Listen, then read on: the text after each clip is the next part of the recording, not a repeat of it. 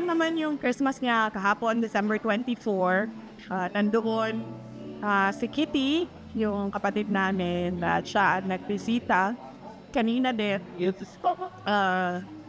pinakita ko yung video call ni Kitty para masabi niya sa inyo kung ano yung message ni dating Pangulo Rodrigo Duterte ngayong Pasko.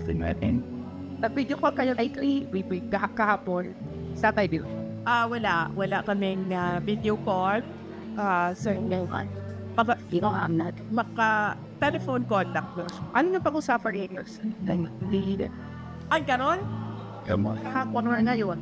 Wala. Bawal ang video call, so pwede na kami mag-telephone call, pero hindi pa kami nagkausap na yung Christmas. Ako sa pag-visit po sa dahil sa naghabag yan doon sa Okay naman, madaming araw na nagkausap kami ni dating Pangulo Rodrigo Duterte.